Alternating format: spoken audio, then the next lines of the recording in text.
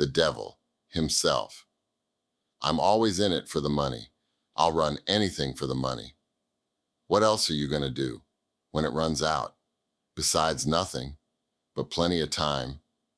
What else are you going to do besides nothing when it runs out? Write a blues tune about a woman to the devil himself. When a man says he's in it for the money, don't be too quick to picture green bills. That's how small minds hear it. That's how bureaucrats and backroom men think. But a wiser ear hears the tone behind the term, because money, real money, is never just currency. It's what you give your life for. It's what moves things in the world. It's the substance of your deal. So let us begin where it always begins, with the bargain. I'm always in it for the money. That's not greed. That's not admission of guilt. That's orientation. It's a compass. It's a signature. It says, I move where value is, where heat is, where there's something to be gained in the losing. But value is not always legal, and gain is not always measurable. Sometimes the money is attention. Sometimes it's power. Sometimes it's the thrill of being needed, of being the one they call when nothing else works. And sometimes, yes, it's dollars. But even then, not because the bills matter, but because they carry the proof of movement. Because in this world, something is always being traded. And the one who says, I'm in it for the money, is the one who knows he's trading something and chooses not to lie about it. 2. I'll run anything for the money. That's not desperation. That's elasticity. It's what happens when a person has learned to adapt, not because they're eager, but because the world doesn't pay out to purists. You can keep your principles. You can sit on your porch and believe the world owes you decency, but eventually you'll be cold. This line says, I got tired of waiting for good work to show up, so I made my own lane, and I'll run anything through it, because even the cleanest hands don't stay clean if they're doing real work. This is not a soul for sale. This is a soul who knows. Sometimes the cleanest outcome comes from a dirty process, and if the price is right, whatever price means that day, he'll run the line. Sitaris, what else are you going to do when it runs out? Now the question enters. Not a rhetorical one, not posturing, a real question, the kind that rings out in the dark when the engine's quiet and there's nobody left to blame. What do you do when the thing you were trading for, whatever money was, runs out? When the woman doesn't call? When the crowd stops clapping? When the paycheck bounces or the deal goes silent? When the power doesn't make you feel strong anymore? When the man in the mirror starts asking questions you can't answer? What else are you going to do? That's not cynicism.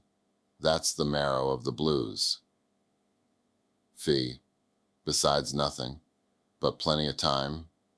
Now we feel the cold part. When the transaction ends and nothing's coming in, you're not empty, you're full, full of time. And time, when unstructured by meaning, isn't neutral, it's corrosive. Too much time and no deal to make? That's a bad neighborhood. Idle time is where memory sharpens, where guilt starts humming in the walls. That's when the old ghosts return. The face you disappointed, the kid who looked up to you, the one good friend you let down for a fast score. Plenty of time is not a gift, it's a test. V, what else are you going to do? Besides nothing? When it runs out? The repetition here is the soul trying to get traction. Say the line once, it feels like truth. Say it again, and it becomes a kind of ritual, a man trying to climb back into a structure of belief, trying to convince himself he still understands the rules. But deep down, he knows. The rules changed. The market shifted, and I'm still playing the old game with yesterday's chips. What else are you going to do? That's the refrain of the working philosopher, not the armchair kind, but the man who lost things to understand them. 6. Write a blues tune about a woman. Now, finally, he turns. not toward solution, but toward expression. You can't beat time. You can't unrun the lines you've already run. But you can sing. You can put breath to the shape of loss.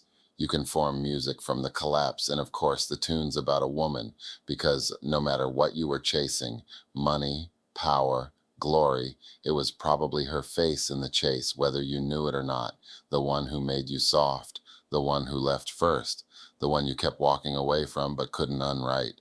She becomes the subject not because she's to blame, but because she's the thread that ties it all back to the beginning, back to when the deal was clean, back to when money didn't mean manipulation, it meant possibility. So you write a blues tune, not because she'll hear it, but because the act of singing is the only kind of honesty that doesn't require permission. 7. To the devil himself. This is the closing move. The blues tune isn't addressed to the woman. It isn't addressed to God, not to yourself. It's to the devil himself. Why? Because the devil was in the room when the first deal was made, not in the room with fire and pitchforks. No, in the boardroom, in the contract, in the split-second decision to say yes to something you should have let pass. The devil is the keeper of ledgers, and the blues tune is the one thing he can't collect, because music isn't payment, it's testimony. So the song goes to the devil because it's the last thing he didn't ask for. And if you sing it right, you might just remind him that you were more than what you sold. Baked. What this really is. This fragment isn't a cry for pity. It isn't a code of honor. It isn't even a warning. It's a receipt. The writer knows what he ran. He knows what he earned. He knows what he lost. And he names it, not because it'll change anything, but because the only thing more terrifying than ruin is pretending it didn't happen. 9. For the listener. So what should you take from this? Understand the currency you're trading in, not what the world calls money, what you call it, what you're willing to lose sleep over, what you'd run for, what you'd burn for. Because whether it's applause, influence, survival, revenge, sex, safety, control, whatever it is, that's your money.